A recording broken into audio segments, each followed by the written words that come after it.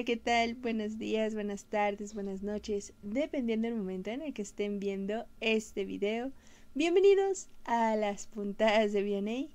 Y bueno, pues dando inicio a la parte final número 1. Yo muy emocionada de que estemos aquí. Muchísimas gracias porque estén, muchísimas gracias por quedarse, muchísimas gracias por haber llegado hasta este último capítulo del libro.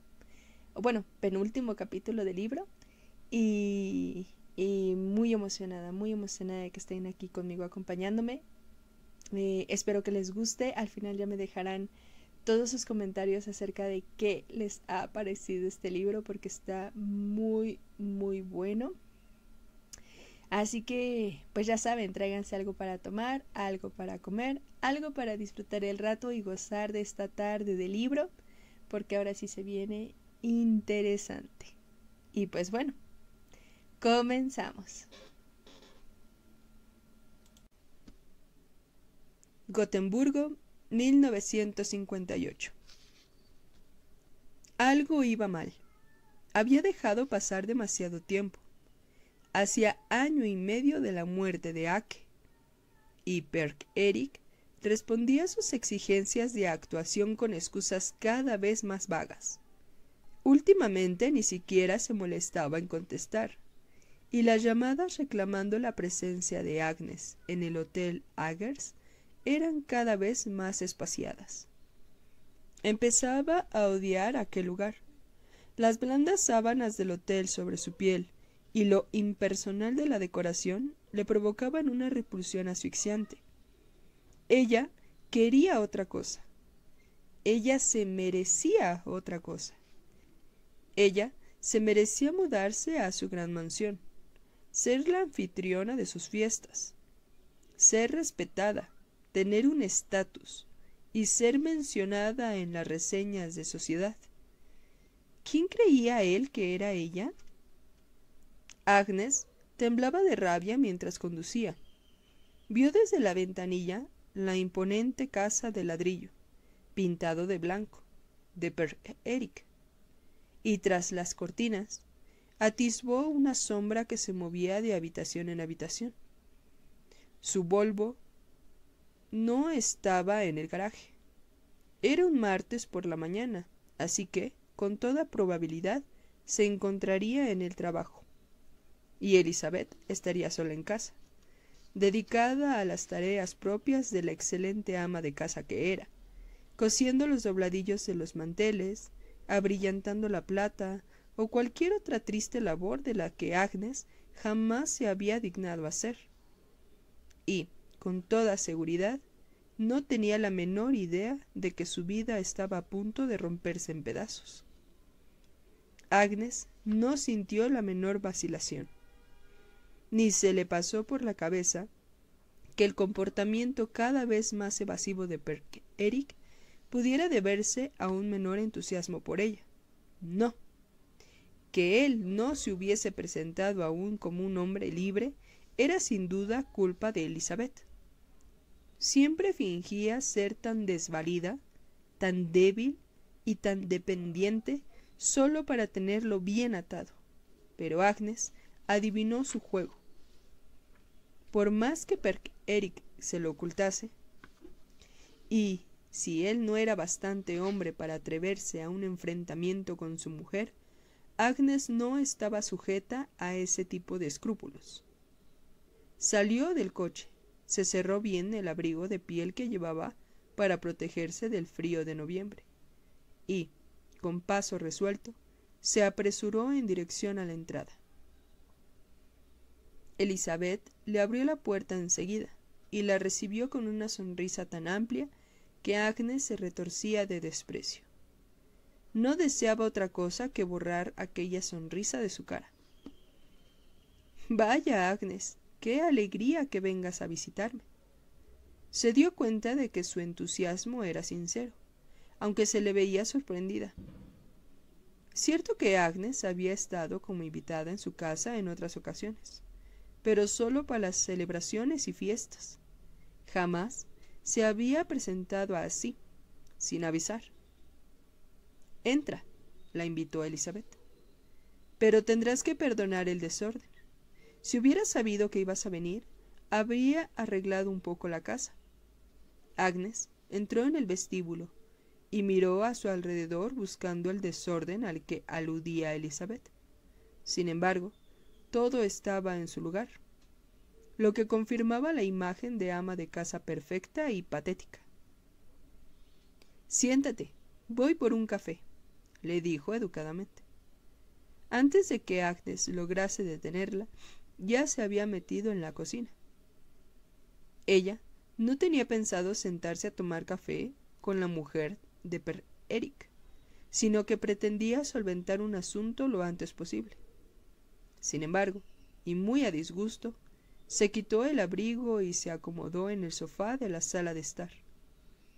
Apenas se sentó, apareció Elizabeth con una bandeja con café y rebanadas gruesas de bizcocho, y la colocó sobre la mesa oscura y reluciente que había ante el sofá.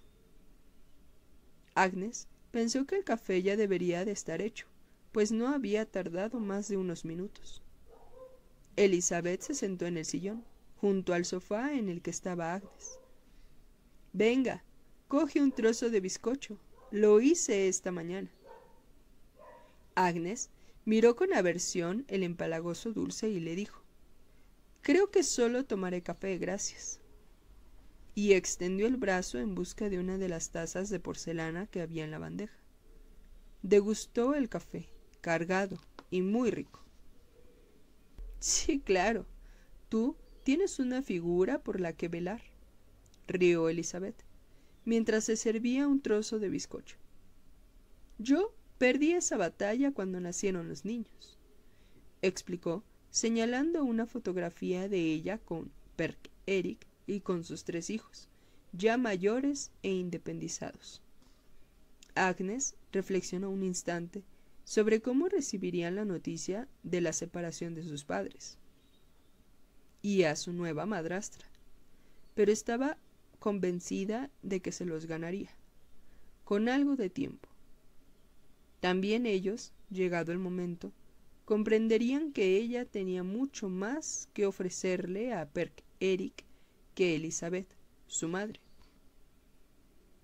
Observó cómo el bizcocho desaparecía en la boca de su anfitriona, que se sirvió por una segunda rebanada. Aquella desvergonzada glotonería la hizo pensar en su hija, y tuvo que controlarse para no quitarle de la mano el trozo de bizcocho, tal y como solía hacer con Marie. Se contuvo, le dedicó una sonrisa cómplice y le dijo: «Bueno, comprendo que te resulte extraño que me presente así, sin avisar, pero es que tengo una mala noticia que darte». «¿Una mala noticia? ¿De qué se trata?», le preguntó Elizabeth. Su tono de voz se habría puesto sobre aviso a Agnes, si ésta no hubiese estado tan concentrada en lo que se disponía a hacer. «Pues verás, resulta que», comenzó deteniéndose para dejar la taza sobre la mesa, «que Per Eric y yo hemos llegado bueno, a tenernos muchísimo afecto, y llevamos ya bastante tiempo. Y ahora queréis compartir vuestras vidas», completó Elizabeth para alivio de Agnes. Esta pensó que todo sería mucho más sencillo de lo que había creído en un principio, pero entonces miró a Elizabeth y comprendió que algo fallaba. Y el fallo era garrafal. La esposa de Per Eric la contemplaba con una sonrisa sardónica y un destello frío en la mirada que jamás había advertido en ella. «Comprendo que te pille por sorpresa», continuó Agnes, penosamente, insegura de que su papel, que tanto se había esmerado en estudiar, tuviese ningún sentido. «Querida mía, yo conozco vuestra relación prácticamente desde que empezó. Per Eric y yo nos comunicamos muy bien, y la cosa funciona de maravilla para ambos. Pero tú No te habrás creído que eres la primera, ¿verdad? Ni la última, apuntó Elizabeth con un deje de maldad en la voz que despertó en Agnes el deseo de darle una bofetada. No sé de qué hablas, replicó desesperada mientras sentía que el suelo le tambaleaba bajo sus pies. No me digas que no has notado que Perk Eric ha empezado a perder el interés. Ya no te llama con tanta frecuencia. Te cuesta localizarlo cuando quieres verlo, y parece distraído cuando por fin os veis. Pues claro que sí.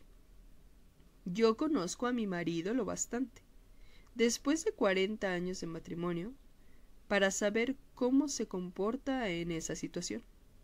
Y, además, resulta que me he enterado del cual es el nuevo objeto de su ardiente deseo.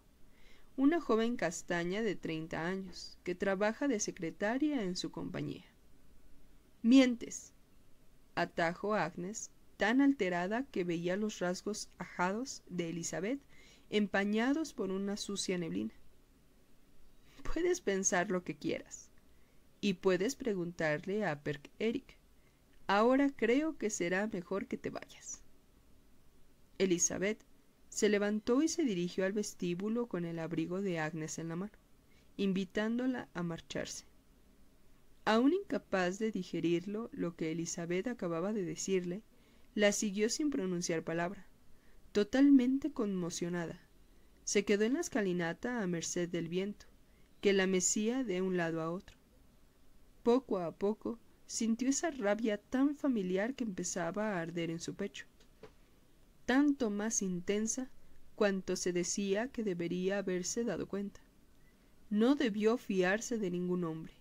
Por ello, recibía el castigo de una nueva traición.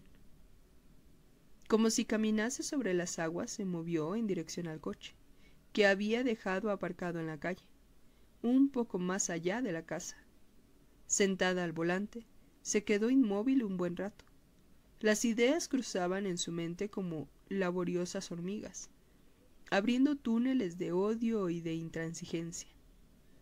Todos los trapos sucios que había arrumbado en los más recónditos escondrijos de su memoria empezaron a flotar. Agarraba el volante con fuerza inusitada, se reclinó sobre el reposacabezas y cerró los ojos. Le vinieron a la memoria imágenes de los horribles años pasados en el barracón de los picapedreros. Casi sentía el hedor a cieno y a sudor que despedían los hombres al volver del trabajo. Rememoró los dolores que le hacían ir y venir entre la conciencia y la inconsciencia cuando nacieron los niños. El olor a humo cuando se quemó el edificio de Fabalca. La brisa en el barco de Nueva York. El murmullo y el ruido de las botellas de champán al abrirse y gemidos de placer de los hombres anónimos que la habían poseído. El llanto de Mary abandonada en el muelle. El sonido de la respiración de Ake ralentizándose hasta detenerse. La voz de Perk Eric haciéndole promesas una y otra vez. Promesas que no pensaba cumplir. Todo eso y mucho más pasó por su retina, pero nada de lo que veía aplacaba su ira, que iba increciendo, cada vez más imparable. Había hecho todo lo posible por procurarse la vida que merecía, por recrear la vida para la que había nacido, pero ésta, o quizás el destino, siempre le ponían la zancadilla. Todos se habían puesto en su contra, y habían hecho cuanto habían podido por arrebatarle lo que le pertenecía por derecho. Su padre, Anders, los pretendientes americanos, Ake y, ahora, Perk Eric. Una larga serie de hombres cuyo común denominador eran sus diversas formas de utilizarla y traicionarla. Cuando cayó la tarde, todos aquellos ultrajes, reales e imaginarios, se concentraron en un solo punto incandescente del cerebro de Agnes. Con la mirada hueca, retuvo la imagen de la entrada de la casa de Perk-Eric, y poco a poco, una inmensa calma la invadió, mientras aún estaba sentada en el coche. Era una calma que ya había sentido una vez en su vida, y sabía que procedía de la certeza de que ahora solo le quedaba una posibilidad de actuación. Cuando los faros del coche de Perk-Eric por fin hendieron la oscuridad, Agnes llevaba allí inmóvil 3 horas, pero no tenía conciencia del tiempo que había transcurrido. El tiempo ya no tenía la menor relevancia. Todos sus sentidos se concentraban en la tarea pendiente, y no le cabía el menor asomo de duda. Toda lógica, toda previsión de las consecuencias, todo quedaba anulado a favor del instinto y el deseo de actuar.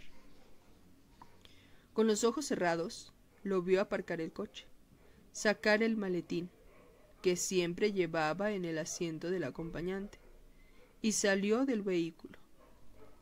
Mientras lo cerraba, ella arrancó el suyo y metió la marcha.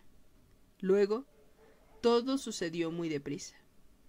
Pisó a fondo el acelerador, y el coche salió disparado en dirección a su objetivo, que se movía ajeno a la desgracia que lo aguardaba.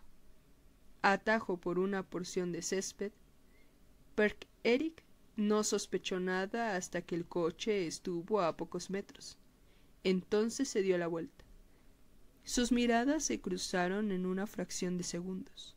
Después, el coche se estrelló contra su diafragma y Perk-Eric quedó incrustado en su propio turismo. Con los brazos extendidos, cayó sobre el capó del vehículo de Agnes. Esta lo vio parpadear un par de veces, hasta que sus ojos dejaron de moverse. Tras el volante, sonrió. A ella no se la traicionaba impunemente.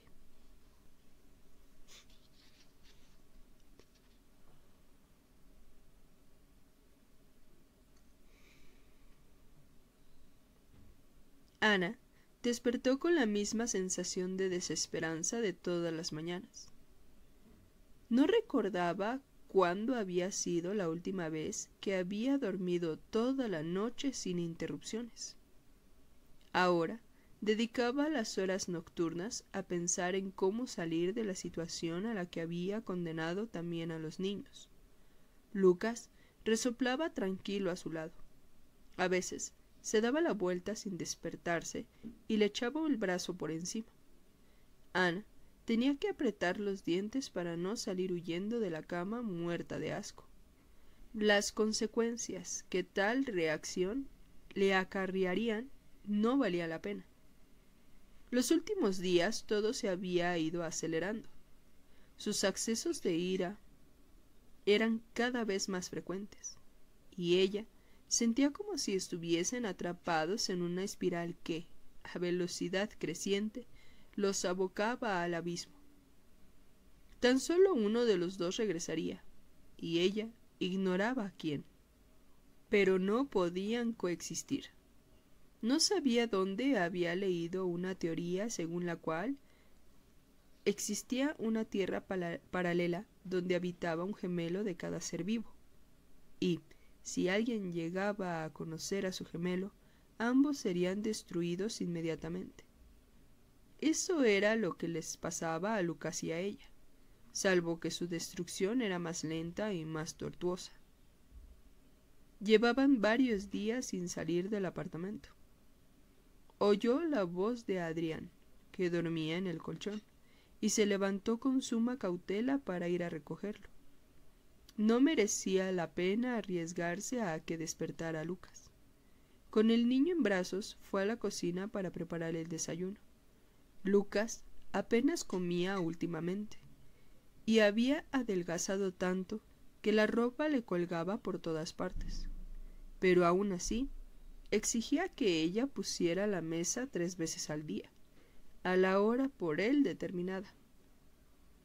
Adrián se quejaba penoso y no quería sentarse en la trona.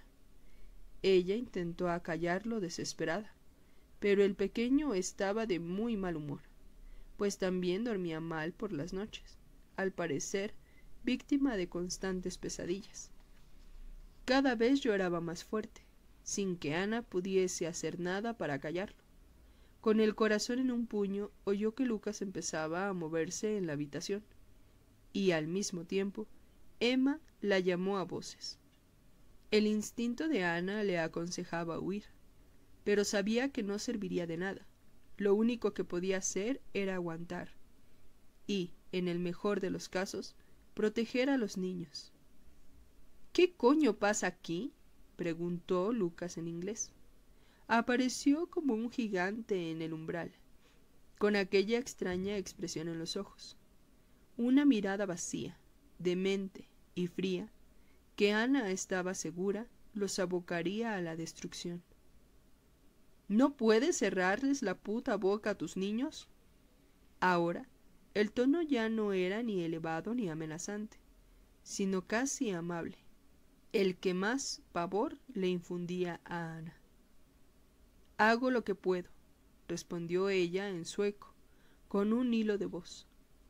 Adrián empezaba a ponerse histérico en la trona y gritaba, golpeando la mesa con la cuchara. «¡Comer no!», repetía una y otra vez. Desesperada, Ana intentaba callarlo, pero el pequeño estaba tan alterado que no podía parar. «No comas si no quieres, déjalo, no tienes que hacerlo», le dijo ella intentando serenarlo y cogiéndolo en brazos. «Se va a comer el puto desayuno ahora mismo», dijo Lucas con la misma tranquilidad. Ana se quedó helada. Adrián seguía pataleando salvajemente, como protesta, al ver que no lo dejaba en el suelo tal y como le había prometido, sino que lo devolvía a la trona. «¡Comer no! chillaba el niño a voz en grito, mientras Ana hacía acopio de todas sus fuerzas para conseguir sentarlo de nuevo.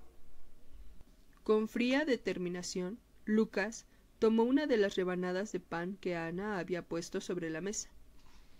Le cogió la cabeza a Adrián con una mano y con la otra le aplastó la rebanada contra la boca. El pequeño manoteaba sin cesar, primero de rabia y luego con creciente pánico al ver que el gran trozo de pan le llenaba la boca y le impedía respirar.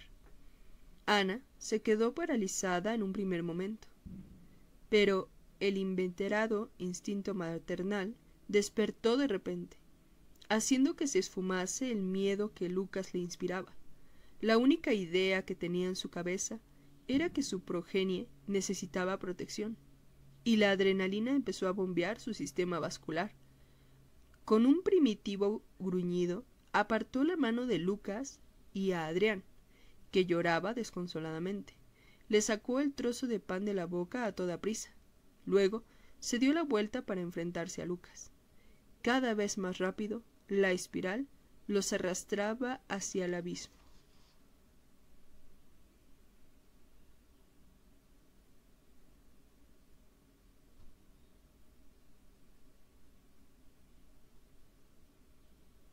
También, Mellberg amaneció con una sensación desagradable, pero por razones mucho más egoístas. Un sueño espantoso lo había despertado abruptamente varias veces durante la noche. Su tema era siempre el mismo. Lo despedían sin la menor ceremonia. Y eso no podía suceder.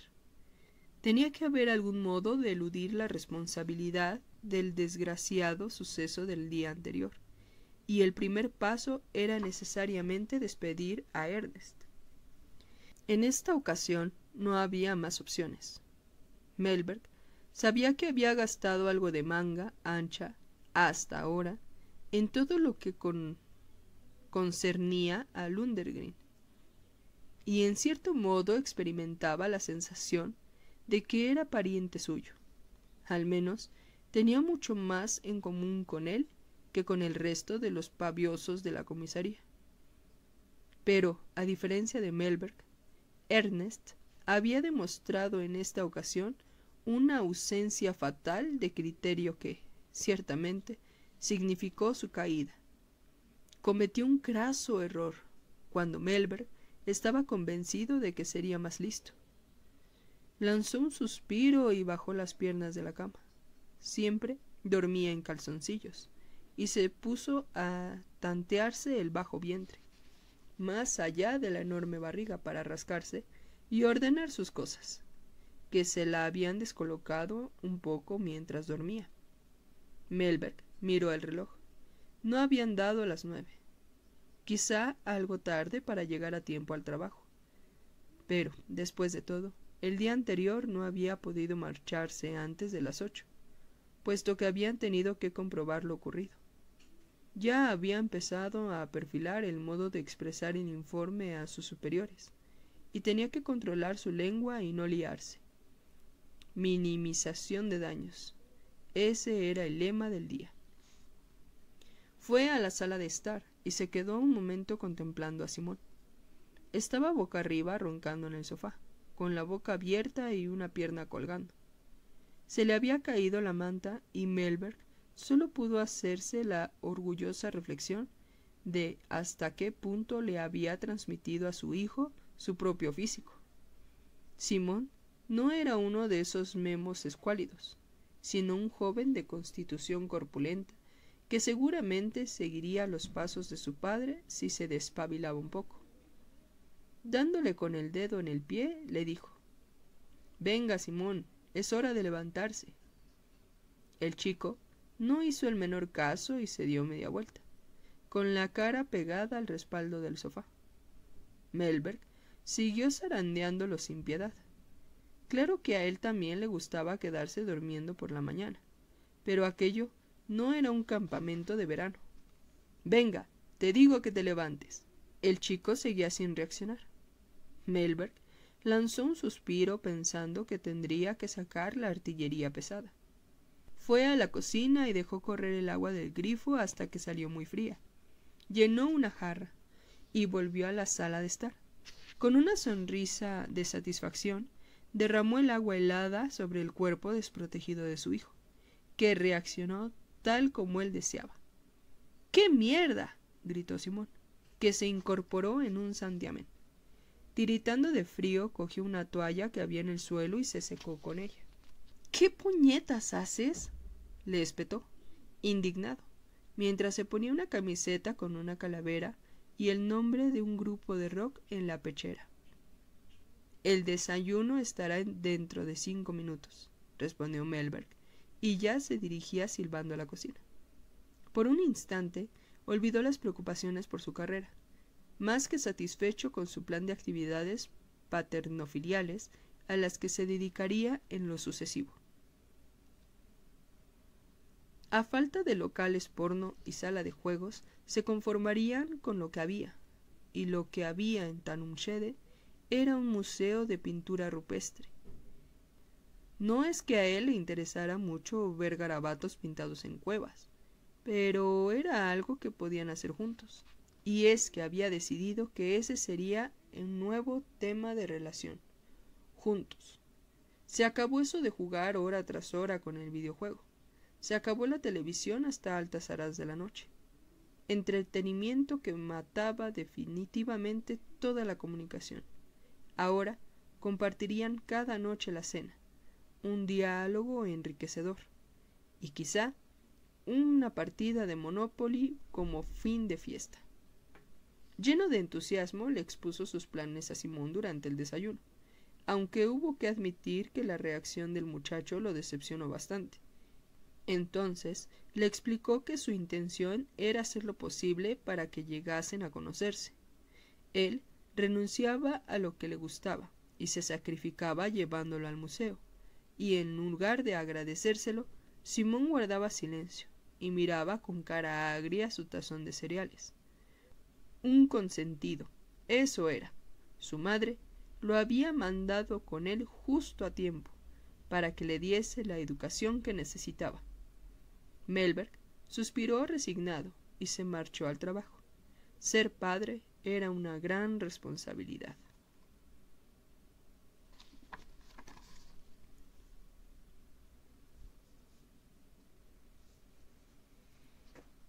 Patrick llegó al trabajo a las 8 de la mañana. Él también había dormido mal, y en suma, se pasó la noche esperando a que llegase el día para ponerse manos a la obra. Lo primero era averiguar si la llamada telefónica de la noche anterior había acarreado algún cambio. Con mano trémula, marcó de nuevo el número, que ya conocía de memoria. Hospital de Ubedaya. Dio el nombre del médico con el que quería hablar y aguardó paciente mientras lo localizaban. Tras unos minutos que le siguieron eternos, le pasaron con él. Hola, soy Patrick Henstrom. Hablamos anoche. Quería saber si la información que le facilité ha sido de alguna utilidad. Escuchó expectante la respuesta del médico e hizo un gesto de triunfo con el puño. Tenía razón. Cuando colgó el auricular, se aplicó a abordar las tareas que requerían el hecho de que sus suposiciones fuesen correctas. Tendrían mucho, mucho que hacer aquel día. La segunda llamada al fiscal.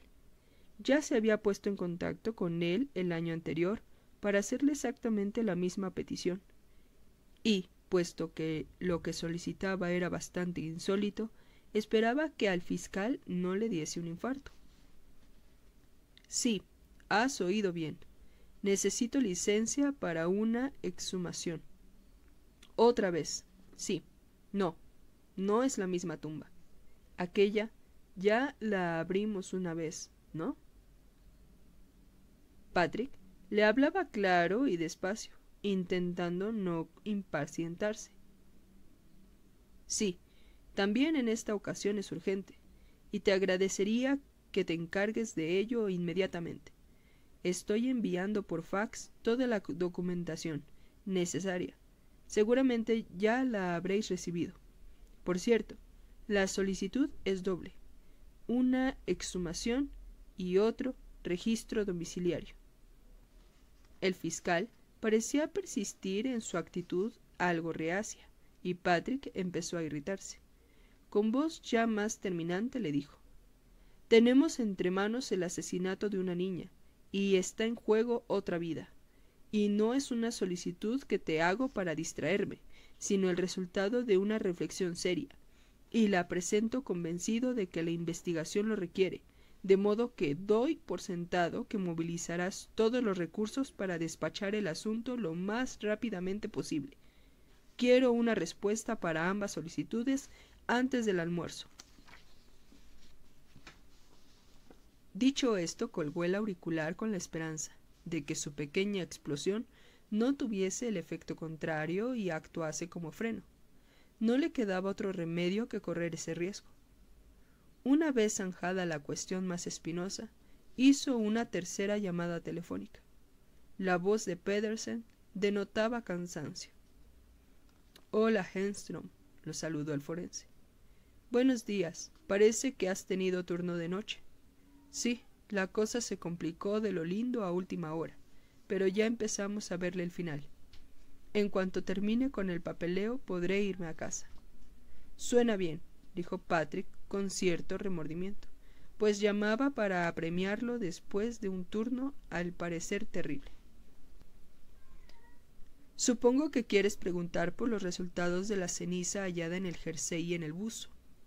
Resulta que me llegaron ayer tarde, pero la cosa se complicó tanto que... se lamentó agotado. ¿Es cierto que el buzo es de tu hija? Sí, lo es, respondió Patrick. Sufrimos un incidente horrible anteayer, pero por suerte a ella no le hicieron ningún daño. Vaya, me alegro, aseguró Pedersen. Claro, comprendo que estés nervioso por conocer el resultado.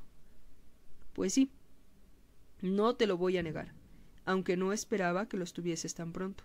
En fin, ¿qué dicen? Pedersen carraspeó un poco para aclararse la garganta. Pues... vamos a ver. Sí, no parece que quepa la menor duda. La composición de la ceniza es idéntica a la hallada en los pulmones de la niña.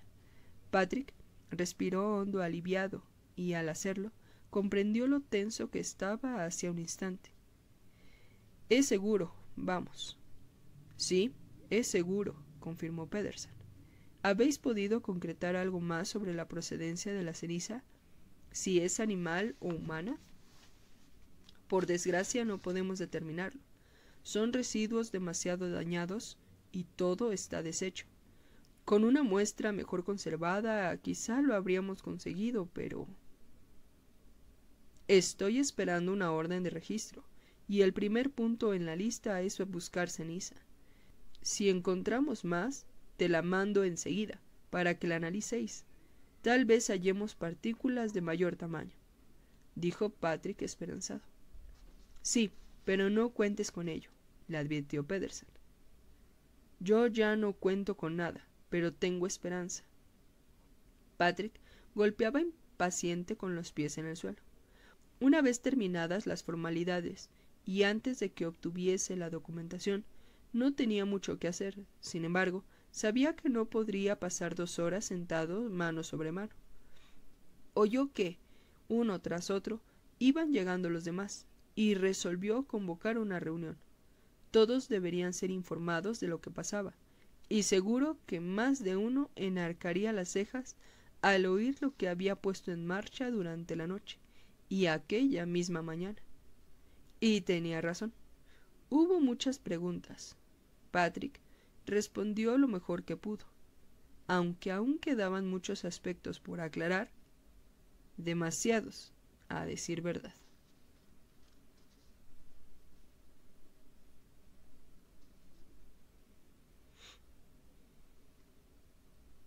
Charlotte se frotaba los ojos para ahuyentar el sueño. Lilian y ella durmieron en sendas camas de hospital, en una pequeña habitación próxima a la unidad donde atendían a Stig. Pero ninguna de las dos logró conciliar bien el sueño. Puesto que Charlotte no se había llevado nada de casa, se acostó con la ropa y, cuando se sentó en la cama, mientras se estiraba, sintió que necesitaba cambiarse.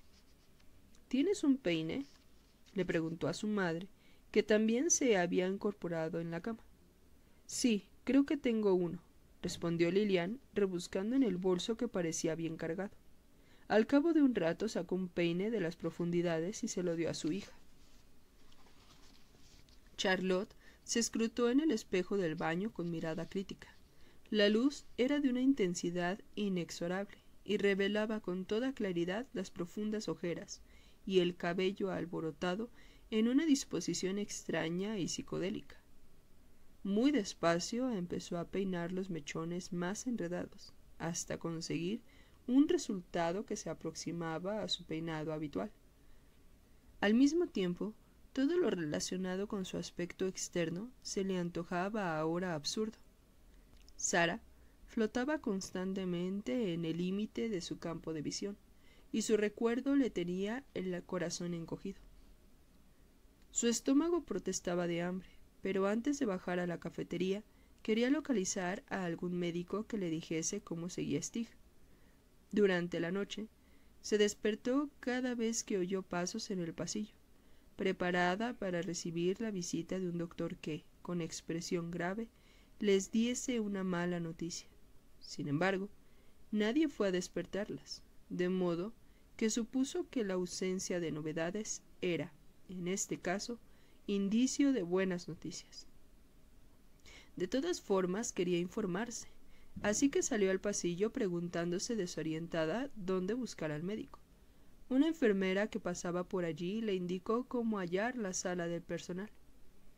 Consideró un instante si no debería encender el móvil y llamar a Niklas para preguntar por alguien, pero decidió esperar hasta haber hablado con el médico.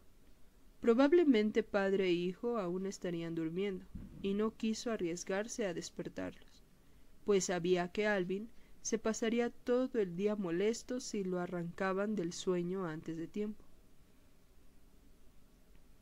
Asomó la cabeza por la puerta que le habían indicado a la enfermera y tosió discretamente para llamar la atención. Había un hombre alto que hojeaba el periódico mientras tomaba café. Por lo que Niklas le había contado, el que un médico tuviese tiempo de sentarse a leer el periódico era un fenómeno insólito, y se sintió un poco cortada al pensar que lo molestaría. pero recordó lo que había ido a preguntar y volvió a carraspear un poco más alto. En esta ocasión el hombre la oyó, alzó la vista y preguntó: ¿Sí? Verá, mi padrastro, Stig Florin, ingresó ayer y no sabemos nada desde anoche. Quería preguntar cómo está. ¿Fueron figuraciones suyas o detectó una expresión extraña en el semblante del doctor? En cualquier caso, el hombre se rehízo enseguida, y su gesto desapareció tan rápido como había asomado su rostro. Stig Florin. Sí, hemos estabilizado su estado durante la noche y ahora está despierto. ¿De verdad? Dijo Charlotte muy contenta. ¿Podemos pasar a verlo? Mi madre también está aquí. Una vez más advirtió la misma expresión extraña. Charlotte empezaba a preocuparse pese a lo alentador de la noticia. ¿Le estaría ocultando algo el médico? Al facultativo parecía costarle contestar. Pues yo creo que no es muy conveniente. Aún está bastante débil y necesita descansar. Ya, pero al menos mi madre podrá entrar a verlo un rato. No creo que resulte perjudicial, más bien al contrario, con lo que se quieren. Sí, claro, me lo imagino, respondió el médico. Pero me temo que deben tener paciencia. En estos momentos, Stig no puede recibir visitas. ¿Por qué? Tendrán que esperar, dijo el médico bruscamente. Charlotte empezaba a irritarse. ¿Acaso nadie le enseñaba durante la carrera cómo tratar a los familiares de los enfermos?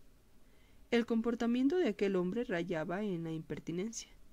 Ya podía agradecerle a su buena estrella que no fuese ella y no Lilian la que había ido a hablar con él. Si hubiese tratado así a su madre, se le habrían caído las orejas con el sermón. Charlotte, en cambio, era consciente de lo blandengue que podía llegar a ser en ocasiones como aquella. Y, en efecto, volvió enseguida al pasillo susurrando una vaga respuesta antes de salir. Se preguntaba qué le diría a su madre. La actitud del médico había sido bastante extraña. Algo no iba bien. Pero no tenían la menor idea de qué estaba pasando. Tal vez Niklas pudiera explicárselo. Decidió correr el riesgo de despertarlos y marcó el número de casa en el móvil. Esperaba que Niklas supiese tranquilizarla. De hecho, ya empezaba a pensar que habían sido figuraciones suyas.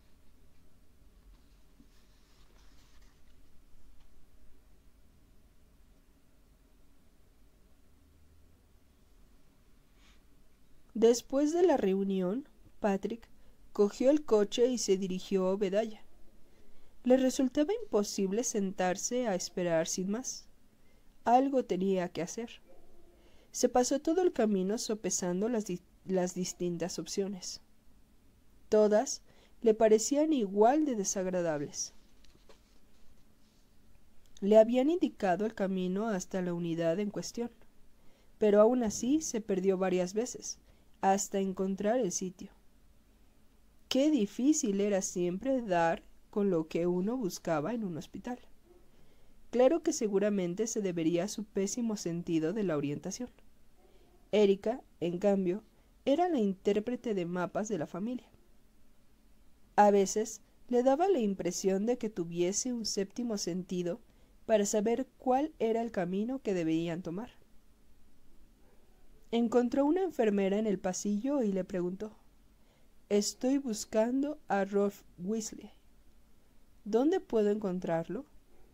La mujer señaló al final del pasillo. Él vio a un hombre alto con una bata blanca que se alejaba en dirección contraria. Patrick dijo en voz alta: «Doctor Weasley». El hombre se dio media vuelta. «¿Sí?» Patrick se le acercó y le dio la mano. «Patrick Henstrom, de la policía de Tanumshede. Hablamos anoche». «Sí, claro», dijo el médico agitando con vehemencia la mano de Patrick. «Que sepa que llamó justo a tiempo. No teníamos ni idea de qué tratamiento aplicar. y sin dar con el adecuado me temo que lo habríamos perdido. Me alegro, respondió Patrick. Se sentía turbado y al mismo tiempo orgulloso ante el entusiasmo del médico. Después de todo, uno no salva una vida todos los días. Entre, podemos hablar aquí, le dijo el doctor Weasley señalando con la mano la puerta de la sala de personal. El médico entró primero, seguido por Patrick. ¿Quiere un café? Sí, gracias, respondió. Había olvidado tomarse una taza en la comisaría. Tenía tantas cosas en la cabeza que incluso algo tan fundamental en su rutina matinal había caído en el olvido. Se sentaron ante la mesa de la cocina, pegajosa y llena de restos, y saborearon el café, que resultó ser casi tan malo como el de la comisaría. Lo siento, me temo que está recalentado, dijo el doctor Weasley. Patrick le hizo un gesto para indicarle que no tenía importancia. Bueno, dígame, ¿cómo llegó a la conclusión de que nuestro paciente estaba siendo envenenado con arsénico? Preguntó el médico lleno de curiosidad. Patrick le explicó que, mientras veía el programa de Discovery la noche anterior, relacionó lo que en él se decía con cierta información que tenía. Ya, verá. Lo de los envenenamientos no es de lo más habitual. Por eso nos estaba costando identificarlo, explicó el doctor Weasley meneando la cabeza. ¿Cuál es ahora el pronóstico? ¿Sobrevivirá? Claro que tendrá secuelas de por vida. Lo más probable es que lleve mucho tiempo ingiriendo arsénico sin saberlo. Y parece que la última vez la dosis fue masiva. Pero todo eso lo veremos más adelante. ¿Analizando el pelo y las uñas? Preguntó Patrick, que había pillado algún que otro dato durante el programa de televisión. Exacto. El arsénico se sedimenta en el cuerpo justo en las uñas y en el pelo. Y si analizamos la cantidad y la comparamos con la rapidez a la que crece el pelo y las uñas, podemos establecer con bastante exactitud cuánto ha ingerido el arsénico e incluso la magnitud de las dosis. ¿Han evitado que lo vean? Sí, desde anoche. En cuanto constatamos que en efecto estaba siendo envenenado con arsénico, nadie puede verlo salvo el personal médico pertinente. Por cierto, su hijastra vino hace un rato a preguntar por él, pero le dije que se encontraba estable y que no podían visitarlo aún. Bien, combinó Patrick. ¿Saben quién? Preguntó el médico intentando ser discreto. Patrick reflexionó un instante antes de responder. Sí, bueno, tenemos nuestras sospechas, y espero verlas confirmadas a lo largo del día de hoy. Claro, es muy importante que una persona capaz de hacer algo así no ande suelta. El envenenamiento por arsénico presenta síntomas especialmente dolorosos previos a la muerte. Implica un sufrimiento indecible para la víctima. Eso he visto, respondió Patrick. Creo que existe una enfermedad que puede confundirse con los efectos del arsénico.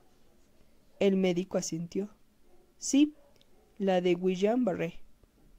El propio sistema inmune empieza a atacar los nervios del cuerpo y destruye la mielina. El resultado son unos síntomas muy parecidos a los del envenenamiento por arsénico. Si no hubiera llamado, es bastante probable que hubiéramos dado ese diagnóstico. Patrick sonrió. Sí, a veces uno tiene suerte.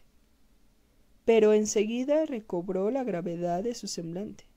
En fin, ya le digo, procuraré que nadie entre a verlo mientras nosotros hacemos nuestro trabajo esta tarde. Se estrecharon la mano y Patrick salió por el pasillo.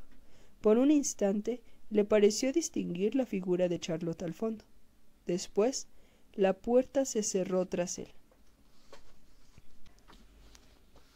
Gotemburgo, 1958.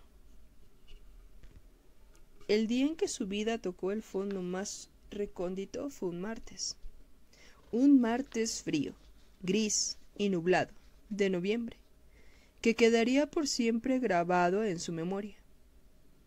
Aunque en realidad no era capaz de recordar detalles, solo que unos amigos de su padre vinieron a su casa a contarle que su madre había hecho algo horrible y que ella debía irse con la señora de Asuntos Sociales.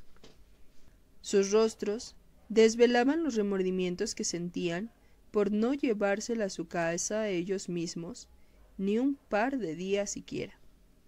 Así pues, a falta de familiares, tuvo que hacer una maleta con lo imprescindible y acompañar a la asistente social que fue a recogerla. Los años siguientes los recordaba solo en sueños, no como pesadillas en realidad. No tenía grandes quejas contra las 3 casas de acogida en las que vivió antes de cumplir los 18 años, pero le dejaron la demoledora sensación de no haber significado nada para nadie, salvo como bicho raro, que era en lo que una se convertía si tenía 14 años, estaba obscenamente gorda y era la hija de una asesina. Sus distintos padrinos no mostraron ni ganas, ni fuerzas, para molestarse en conocer a la niña que les encomendaban las autoridades. En cambio, sí que disfrutaban hablando de su madre cuando sus amigos y conocidos los visitaban para observarla llenos de curiosidad. Ella los odiaba. Y más que a nadie, odiaba a su madre. La odiaba por haberla abandonado. La odiaba porque comparada con un hombre, Mary significaba tan poco para su madre que ésta estuvo dispuesta a sacrificarlo todo por él y nada por su hija. Cuando pensaba en lo que ella misma había sacrificado por su madre, la humillación le resultaba aún mayor. La había utilizado, ahora lo comprendía. A los 14 años comprendió también algo que debería haber entendido hacía mucho tiempo, que su madre jamás la quiso. Ella siempre intentó convencerse a sí misma de que le decía la verdad, de que lo hacía todo porque la quería. Los golpes, el sótano, las cucharadas de humildad. Pero no era cierto. Su madre disfrutaba maltratándola, la despreciaba y se burlaba de ella a sus espaldas. De ahí que Mary optase por llevarse a casa una sola cosa. Le permitieron recoger su hogar durante 1 hora para que pudiera elegir unos cuantos objetos. El resto lo venderían, igual que el apartamento. Ella se paseó por las habitaciones evocando un recuerdo tras otro. Su padre en el sillón con las gafas en la punta de la nariz, inmerso en la lectura del periódico. Su madre ante el tocador, arreglándose para una fiesta. Ella misma, escurriéndose a hurtadillas en la cocina para ver si encontraba algo comestible. Todas aquellas imágenes se balancearon sobre Mary como las de un caleidoscopio, desquiciado, mientras sentía que se le descomponía el estómago. Un segundo más tarde corrió al baño a vomitar una pasta maloliente y pringosa, cuyo olor agrio hizo que se le saltaran las lágrimas.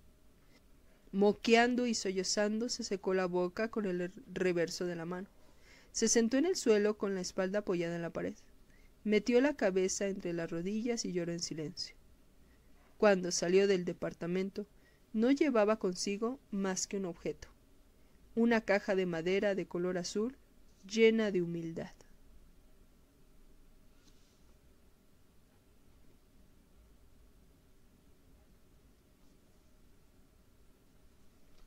Nadie puso objeciones a que se tomase un día libre. Aina incluso comentó entre dientes que ya era hora, antes de cancelar todas sus citas para aquel día. Niklas gateaba por el suelo persiguiendo a Alvin, que corría como un cohete entre los juguetes que había en el suelo, aun con el pijama pese a que eran más de las 12. Pero no tenía importancia, aquel día se lo tomaría así. Además, él también llevaba aún la camiseta y los pantalones del deporte con los que se había dormido. Alvin reía con todas sus ganas, como no lo había oído reír nunca antes, lo que lo animó a gatear más rápido y juguetear más aún con él. Sintió una punzada en el corazón al caer en la cuenta de que no tenía ningún recuerdo de sí mismo a gatas detrás de Sara, como ahora con Alvin. Entonces estaba tan ocupado, tan imbuido en su propia importancia y la de todo cuanto quería ser y lograr. De los juegos y las tonterías, se decía con cierta soberbia, ya se encargaba bien Charlotte. Pero por primera vez se preguntaba si no fue él quien salió perdiendo. De repente, tomó conciencia de algo que lo hizo pararse en seco y contener la respiración. No sabía cuál era el juego favorito de Sara, ni qué programa infantil le gustaba ver, o si prefería pintar con tiza roja o azul, ni qué asignatura era su preferida en la escuela, ni qué libro quería que Charlotte le leyese por las noches. No sabía nada esencial sobre su propia hija, nada en absoluto. A juzgar por lo poco que sabía de ella, podría haber sido la hija del vecino. Lo único que creía conocer era su carácter difícil, obstinado y agresivo. Le hacía daño a su hermano, rompía las cosas y les pegaba a los compañeros del colegio. Pero nada de eso era Sara. Eso eran solo algunas cosas de las que hacía. Se acurrucó en el suelo, destrozado por el dolor. Ahora era demasiado tarde para aprender a conocerla. Ya no estaba. Alvin pareció notar que algo no iba bien. El pequeño interrumpió su griterío, se arrastró junto a Niklas y se acurrucó a su lado como la cría de un animal, y allí se quedaron un rato, el uno junto al otro. Unos minutos más tarde llamaron a la puerta. Niklas se sobresaltó, y Alvin miró inquieto a su alrededor. No pasa nada, lo tranquilizó Niklas. Será un señor o una señora que viene a preguntar algo. Lo cogió en brazos y fue a abrir. Era Patrick Henstrom, acompañado de un grupo de hombres a los que no conocía. ¿Qué pasa ahora?, preguntó Niklas en tono cansino. Tenemos una orden de registro, dijo Patrick, tendiéndole el documento. Si ya han registrado la casa una vez, le recordó Niklas, mientras hojeaba la orden. En mitad de la lectura se detuvo y miró a Patrick con los ojos desorbitados. ¿Qué es esto? ¿Intento de asesinato de Stig Florin? Estarán de broma, ¿no? Pero Patrick no se reía. Lo siento, está siendo tratado de envenenamiento por arsénico. Ha sido un milagro que sobreviviera esta noche. ¿Envenenamiento por arsénico?, repitió Niklas con expresión bobalicona. Pero, ¿cómo? Seguía sin comprender de qué le hablaban y sin mover del vano de la puerta. Eso es lo que pensamos averiguar, así que, por favor, déjenos entrar. Niklas se hizo a un lado sin articular palabra. Los hombres que acompañaban a Patrick tomaron sus maletines y sus equipos y entraron con gesto sereno. Patrick se quedó con Niklas en el vestíbulo, como dudando, antes de volver a tomar la palabra. También hemos obtenido la licencia para abrir la tumba de Nenart. Supongo que ya habrán empezado con ello. Niklas estaba atónito. Aquello se le antojaba demasiado irreal como para comprenderlo. ¿Por qué? ¿Qué? ¿Quién?, balbuceó. Aún no podemos dar cuenta de todos los detalles, pero tenemos razones de peso para creer que él también fue envenenado con arsénico, aunque no tuvo la misma suerte que Stig, añadió Patrick con un gesto compungido. En fin, ahora será mejor que se mantenga apartado para que los chicos puedan hacer su trabajo. Patrick no aguardó la respuesta y entró sin más. Sin saber qué hacer, Niklas se fue a la cocina y se sentó con Alvin aún en brazos.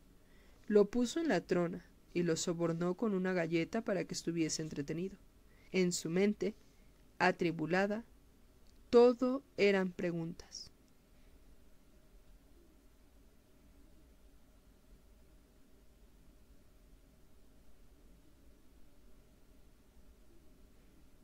Martín tiritaba al gélido viento otoñal.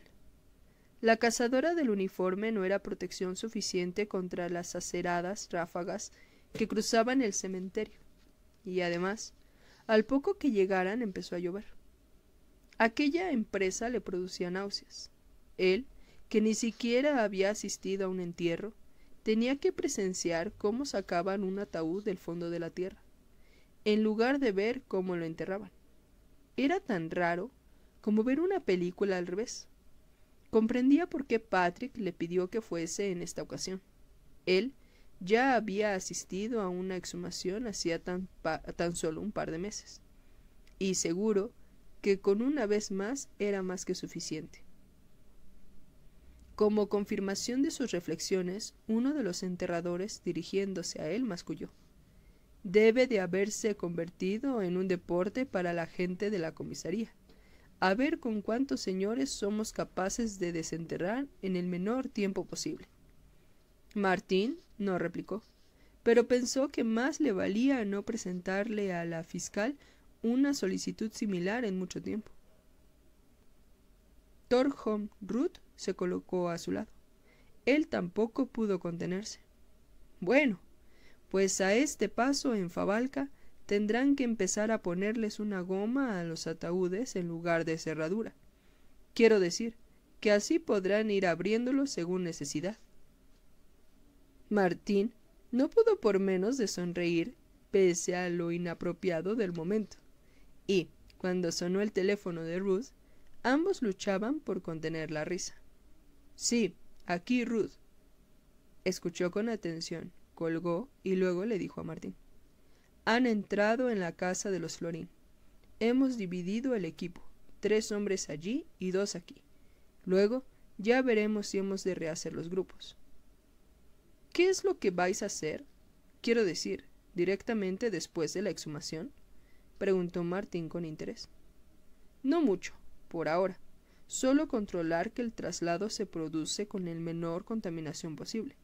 Pero también tomaremos muestras de la tierra. De todos modos, lo más importante es llevar el cadáver al forense para que la pueda empezar enseguida. En cuanto haya salido del ataúd, nos iremos a casa de los Florín para ayudarles con el registro. Y supongo que tú harás lo mismo, ¿no?» Martín asintió. «Sí, eso es lo que pensaba hacer».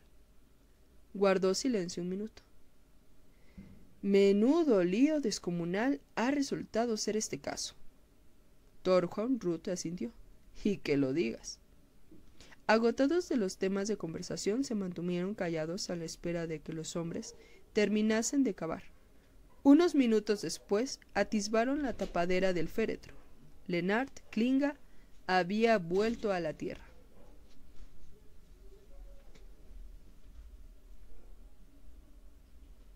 Le dolía todo el cuerpo.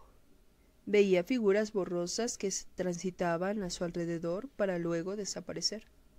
Stig intentó abrir la boca para decir algo, pero ninguna parte de su cuerpo parecía dispuesta a obedecer. Se sentía como si hubiese perdido un asalto con Tyson. De pronto, se preguntó si estaba muerto. No era posible sentirse así si estar vivo.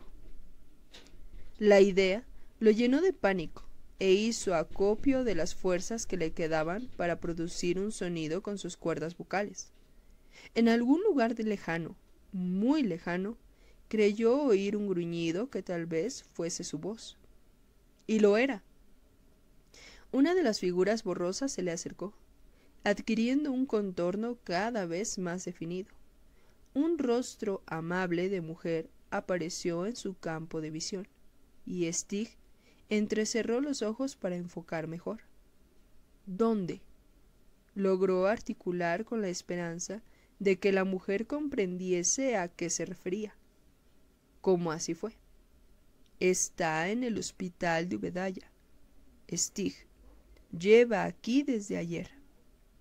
¿Vivo?, preguntó con un nuevo esfuerzo. Sí, está vivo, sonrió la enfermera de cara redonda y despejada.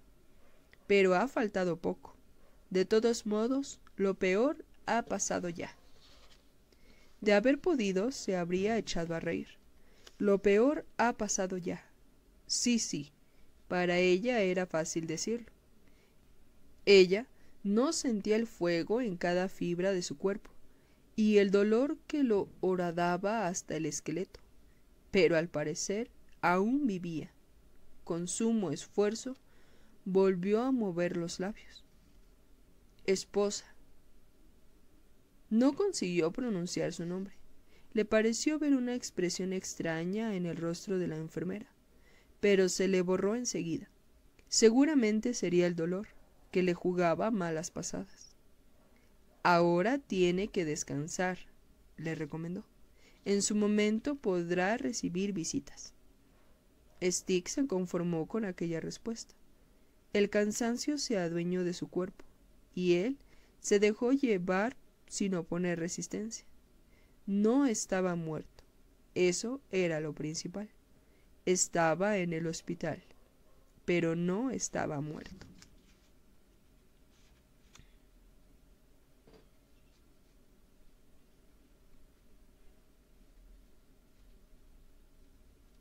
Fueron inspeccionando la casa muy despacio. No podían correr el riesgo de pasar por alto nada, aunque les llevase todo el día. Cuando terminaran, parecería que por allí hubiese pasado un tornado. Pero Patrick sabía que buscaban y estaba seguro de que estaría en algún lugar. No pensaba marcharse hasta haber dado con ello. ¿Qué tal va eso?, se dio la vuelta al oír la voz de Martín en la entrada. Vamos por la mitad del sótano, más o menos. Nada por ahora. ¿Y vosotros? Pues el ataúd está en camino. Vaya, una experiencia surrealista, por cierto. Sí, ten por seguro que la escena se te aparecerá tarde o temprano en alguna pesadilla. Yo he tenido un par de ellas, con manos de esqueletos que salían del féretro y cosas así. Déjalo, anda, le rogó Martín con una mueca. ¿Aún no habéis encontrado nada?, le dijo, entre preguntando y constatando, a modo de subterfugio para ahuyentar las imágenes que Patrick acababa de evocarle. No, nada, respondió Patrick frustrado. Pero tiene que estar aquí, lo presiento. Yo siempre he pensado que tenías un marcado rasgo femenino, así que eso será, intuición femenina, le dijo Martín sonriente. Anda, ve a hacer algo de provecho en lugar de dedicarte a insultar mi masculinidad. Martín le tomó la palabra y fue a buscar un rincón en el que escudriñar. Patrick se quedó con la sonrisa pintada en el rostro, pero se le borró tan pronto como evocó la imagen del cuerpecito de Maja en las manos de un asesino, y se encolerizó. 2 horas después empezó a desanimarse. Ya habían registrado toda la planta baja y el sótano, y seguían sin encontrar nada. En cambio, constataron que Lilian era un ama de casa especialmente celosa con la limpieza. Tenían, eso sí, un montón de recipientes que entregar en el laboratorio, para que lo analizaran. ¿Y si pese a todo se equivocaba? Pero recordó el contenido de la cinta del video que había estado viendo una y otra vez la noche anterior, y recobró la confianza. No estaba en un error. No podía estarlo. Se hallaba ahí. La cuestión era dónde. ¿Seguimos por la planta de arriba?, preguntó Martín señalando la escalera. Sí, será lo mejor. No creo que se nos haya escapado nada aquí abajo. Lo hemos revisado milímetro a milímetro. Subieron todos juntos como un pelotón.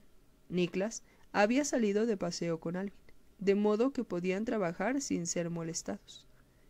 Yo empezaré por la habitación de Lilian, dijo Patrick. Entró en el dormitorio que había a la derecha de la escalera y miró a su alrededor. Estaba tan limpio como el resto de la casa. y la cama estaba hecha con tal perfección que había superado la revisión del ejército. Por lo demás, se trataba de una habitación muy femenina. Stig no debía de sentirse muy cómodo allí, antes de mudarse. Las cortinas y la colcha tenían volantes, y tanto la mesita de noche como el secrister estaban cubiertos con paños de encaje. Había figurillas de porcelana por todas partes, y las paredes estaban recubiertas de ángeles de cerámica y de cuadros, también con motivos angelicales. El color dominante era el rosa. Era un ambiente tan pasteloso que Patrick casi sintió náuseas. Le parecía más bien una habitación de la casa de muñecas de una niña pequeña. Una niña de 5 años decoraría así el dormitorio de su madre, si le dieran rienda suelta y nadie se lo impidiera. «Uf», exclamó Martín cuando asomó la cabeza. «Es como si un flamenco hubiese vomitado aquí adentro». «Sí, este dormitorio no está buen candidato para...» «Sí, este dormitorio no es buen candidato para salir en la revista Nuevo Estilo». «En tal caso, sería como una imagen previa a la renovación total», opinó Martín. «En fin, ¿quieres que te ayude con ella? Parece que hay mucho que revisar». «Sí, por Dios, no quisiera estar aquí más tiempo del necesario». Empezaron cada uno por un rincón. Patrick se sentó en el suelo para poder inspeccionar mejor la mesilla de noche, y Martín abordó la hilera de armarios que cubría toda una pared. Trabajaban en silencio. La espalda de Martín crujió cuando se agachó en busca de unas cajas de zapatos que habían en la última balda de uno de los armarios. Las dejó sobre la cama y se quedó un rato de pie, masajeándose la columna. Tanto traslado de cajas y muebles durante la mudanza habían dejado huella en su espalda, y empezó a pensar que tal vez debería visitar al quiropráctico. «¿Qué es eso?», preguntó Patrick alzando la vista. «Unas cajas de zapatos». Le quitó la tapadera de la primera de las cajas, examinó el contenido con cuidado y lo volvió a dejar en su lugar antes de taparla. Un montón de fotografías antiguas, nada más.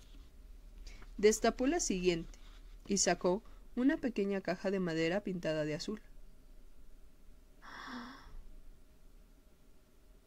La tapadera se había atascado, así que tuvo que tirar con fuerza para quitarla. Al oír su exclamación, Patrick volvió a mirar. «¡Bingo!». Patrick sonrió. «¡Bingo!», exclamó en tono triunfante.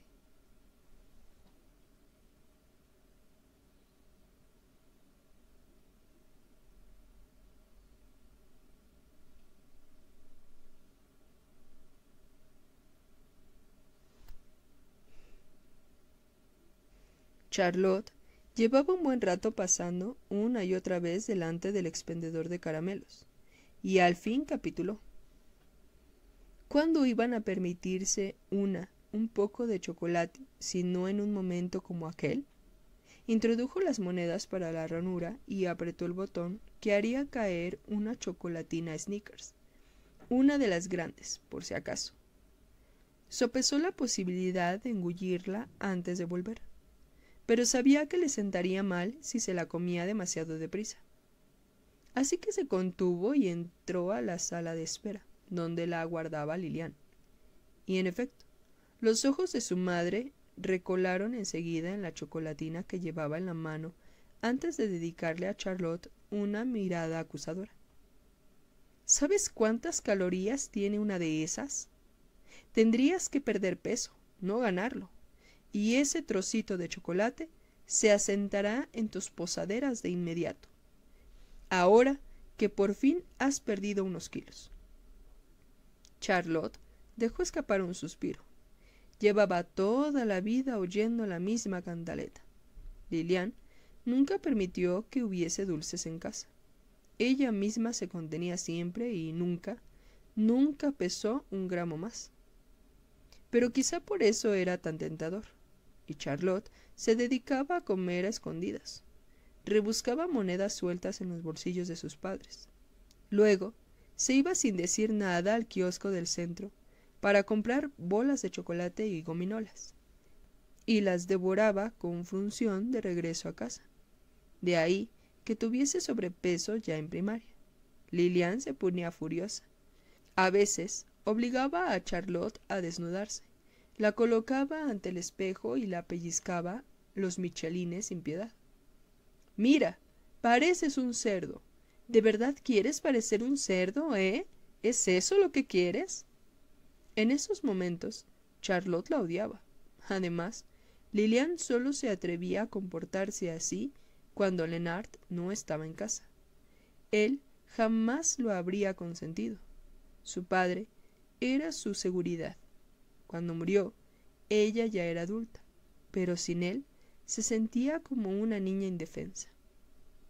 Observó a su madre, que estaba en el asiento de enfrente.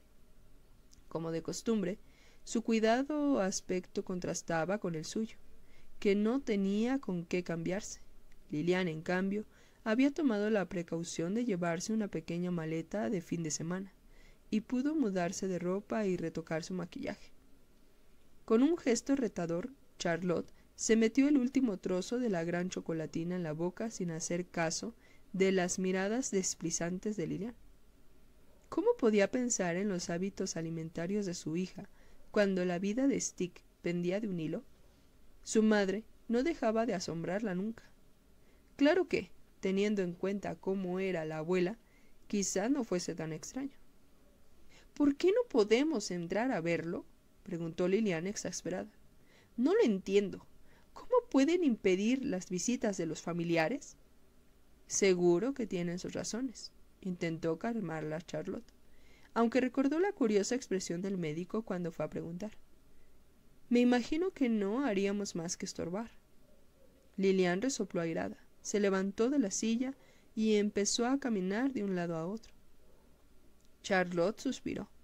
Se esforzaba por conservar la compasión que había sentido por su madre la noche anterior, pero ella se lo ponía tan difícil. Sacó el móvil del bolso para comprobar que estuviese encendido. Le resultaba un tanto extraño que Niklas no la hubiera llamado. La pantalla estaba apagada y comprendió que no tenía batería. «Mierda», se levantó para llamar desde un teléfono público que había en el pasillo, pero estuvo a punto de estrellarse contra dos hombres que venían en sentido contrario. Sorprendida, vio que eran Patrick Henstrom y su pelirrojo colega. Bastante serios, miraban el interior de la sala de espera. «Hola, ¿qué hacen ustedes aquí?», preguntó antes de caer en la cuenta. «¿Han descubierto algo? ¿Algo sobre Sara? Seguro que es eso, ¿verdad que...?» Miraba ansiosa e inquieta a uno al otro, pero sin obtener respuesta, finalmente Patrick le contestó.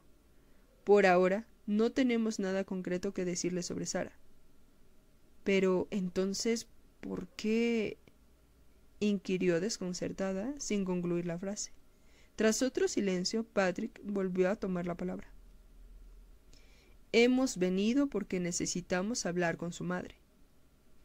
Charlotte quedó perpleja, pero se hizo a un lado cuando ellos le indicaron que querían entrar en la sala de espera. Como a través de una ligera bruma, vio que los demás familiares que aguardaban allí contemplaban tensos la representación.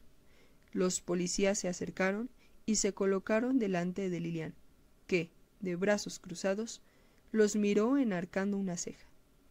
«Queremos que nos acompañe». «No puedo.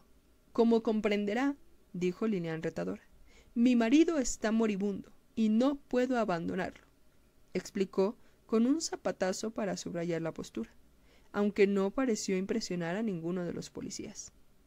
«Stick sobrevivirá, y por desgracia, usted no tiene otra opción.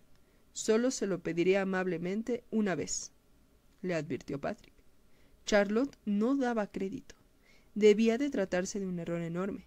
Si Niklas estuviese allí, él habría sabido tranquilizarlos a todos y resolver el asunto en un momento. Ella se sentía impotente. La situación le resultaba simplemente absurda. «¿Pero qué pasa?», bufó Lilian antes de repetir en voz alta lo que Charlotte acababa de pensar. «Debe de tratarse de un error». Esta mañana hemos desenterrado a Lennart. Los forenses están extrayendo muestras de su cuerpo para analizarlas, las mismas que le están extrayendo a Stig. Además, hemos llevado a cabo otro registro en su casa hoy mismo. Y hemos... Patrick se dio la vuelta para mirar a Charlotte, pero enseguida dirigió de nuevo la vista a Lilian. Hemos encontrado algunas cosas. Podemos discutir el asunto aquí mismo, si lo desea, en presencia de su hija, o en la comisaría. Habló sin rastro alguno de sentimientos en la voz, pero sus ojos denotaban una frialdad de la que Lilian nunca lo habría creído capaz. Las miradas de Lilian y de Charlotte se cruzaron un segundo. Charlotte no comprendía nada de lo que decía Patrick. Un extraño destello fugaz en los ojos de su madre vino a incrementar su desconcierto y se estremeció con un frío repentino. Algo pasaba, no cabía duda. Pero mi padre padecía el síndrome de Guillain-Barré. Murió de una enfermedad neurológica, le dijo a Patrick, explicando y preguntando a un tiempo. Patrick no respondió. Llegado el momento, Charlotte averiguaría algo que habría preferido no saber jamás. Lilian apartó la vista de su hija y, como si hubiese tomado una decisión, le dijo a Patrick con total serenidad: «Iré con ustedes». Y allí se quedó Charlotte, sin saber qué hacer, preguntándose si debía quedarse o acompañar a su madre. Finalmente, su indecisión decidió por ella, y los vio alejarse por el pasillo.